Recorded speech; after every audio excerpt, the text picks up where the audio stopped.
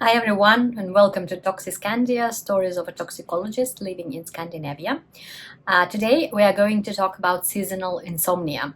I am filming this during the summer, during July, the warmest and the brightest month of the summer, at least here in Norway where I live. And it might be so that some of you are suffering from insomnia during these summer months, especially those who are living in northern regions.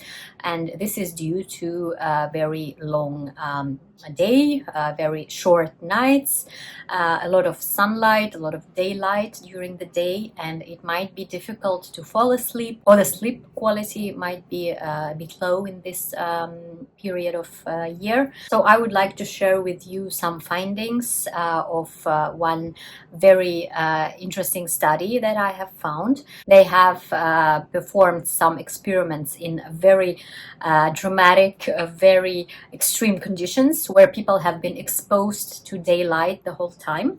And these these experiments may give us some insights on how to modify our lifestyle during the summer months to get better sleep, and what kind of consequences we might have if the sleep is not as good as we want it to be.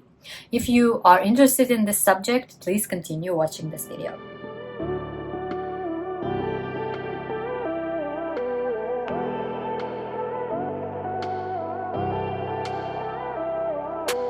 Some of you may have heard of seasonal affective disorder.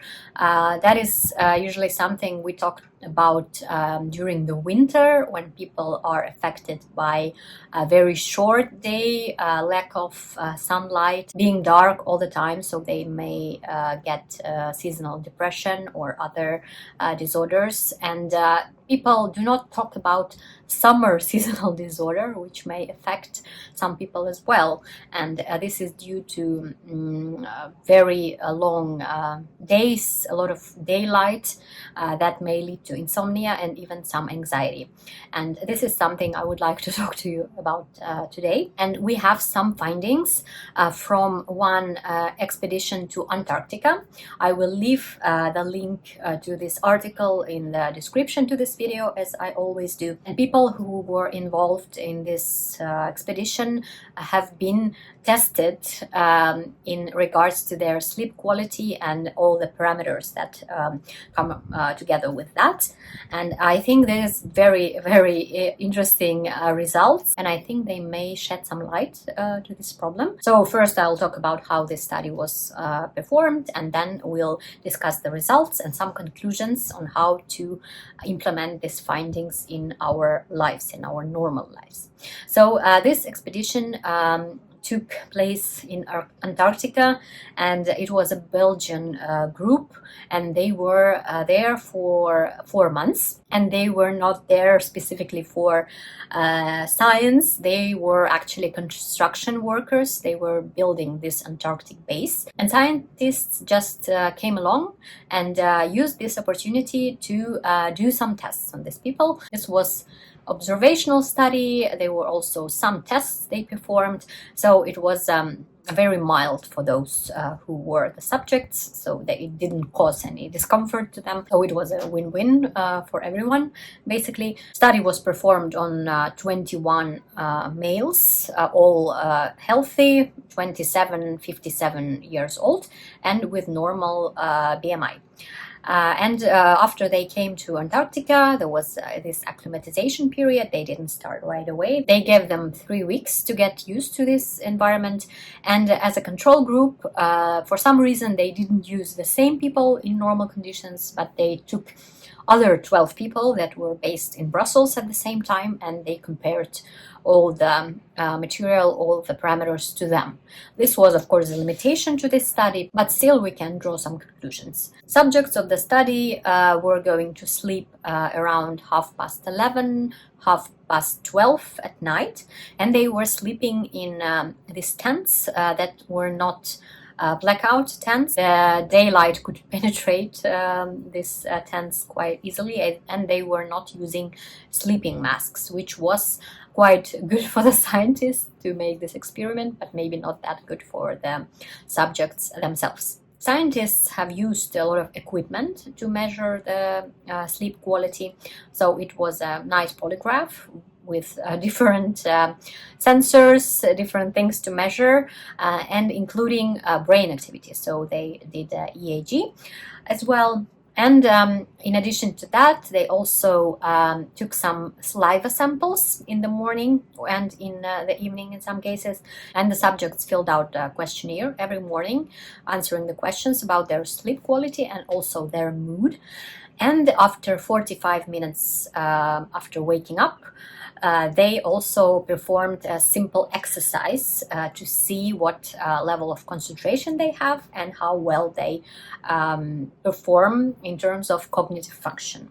Coffee, nicotine, and alcohol, they were not limited in this study specifically, but in this in this construction work, there was so-called 2 can per day rule, so meaning that they would not consume more than 2 cans of beer per day, for example. So we can assume that they have not consumed a lot of alcohol. So now let's go to the results, the most interesting part. Unfortunately, out of these 21 subjects, only 9 of them had valid results. This is all due to complexity of this night polygraph study. There are a lot of things you attach to your body, a lot of sensors, and not all of them work properly. They might get detached during the night. So in the end, only 9 out of 21 subjects gave the valid results that could be used further. Speaking of objective sleep quality results based on the results of night polygraph and EEG, it was obvious that the sleep quality of these subjects got worse than the control group. They needed a longer time to fall asleep in the evening and also after waking up during the night, especially the first time after the first cycle of sleep when we wake up, they had to use more time to fall asleep again. This happens to all of us. Sometimes we don't remember it. Usually we don't remember it. We just wake up and fall asleep again. But for them, they had to use some minutes to do that. And it was a difference between them and control group. There was also a change in length of deep sleep period that is required for our body to rest, to regenerate. So this deep sleep period was shorter, up to 50%, which is a huge difference with the control group. And on the contrary, the rapid eye movement sleep, this non-deep sleep, REM sleep, happened more often. So this light sleep with dreaming happened more often, and this is usually the sleep that does not necessarily restore our body functions, but is more important for our mental health. In addition to that, the subjects had impaired sleep architecture. So normally when we fall asleep, the first half of the night, or maybe first 2/3 of the night, we have more of deep sleep cycles and less of this REM sleep cycles. So more deep sleep to restore our body. And in the morning, we have more and more this REM sleep cycles because the body has already rested, so we need more time to sleep, more this REM sleep to restore our mental function. And in case of this subjects in Antarctica, it was vice versa. In the first half of night, they had more REM sleep, and in the second half of night, they had more deep sleep, which was quite surprising. But actually, scientists, authors of the study, they had an explanation for that. I will talk about it a few moments later. Speaking of subjective quality of sleep, when the subjects answered the questionnaire, they also mentioned that the sleep was not that good, they felt tired in the morning, and they also had low concentration, which was actually determined by this exercise that they were performing. The level of concentration was lower and they made more mistakes than the control group. And the saliva test for cortisol and melatonin actually showed that cortisol peak was quite normal. They got up at 7 o'clock, and at 7:45 they had this cortisol peak, which is normal. Also in the control group it was the same. Regarding the melatonin, the situation was not as good, and melatonin was measured before they went to bed and in the morning. So we don't actually know how it was secreted during the night, but they could see that in the evening the melatonin levels were lower than they were supposed to be. This is the hormone that tells us to go to sleep, that makes us tired. So they didn't have the high enough level of this melatonin in the evening. And in the morning, on the contrary, they had higher levels of melatonin than normally people should have. That was shown in the control group, which will probably mean that melatonin secretion just started later during the night. And this would explain actually why the subjects had more deep sleep on the first half of the night. So this may be due to melatonin secretion, which was delayed, has started later in the night and then was stopped later in the morning. So in the morning they might have been tired because of this melatonin actually. What other observations have been made? Interesting fact, although the subjects have answered in the questionnaire that they feel tired, they feel that their sleep has been impaired, and they feel even maybe some fatigue during the day, but nobody has reported lower mood. So the mood was fine, although we could imagine that when you are tired, when you feel fatigued, then you may feel also down, you may feel sad, you may feel unmotivated, etc. But it was not reported in that study. So this can be due to this daylight that was excessive, that they were exposed to all the time. And we know that daylight actually positively affects our mood. This we can see in winter months when we don't get enough sunlight and enough daylight, then we get easily depressed. And in this case, although the sleep was impaired, the mood was fine. And this may have been compensated by this excessive daylight. Another observation is regarding cortisol.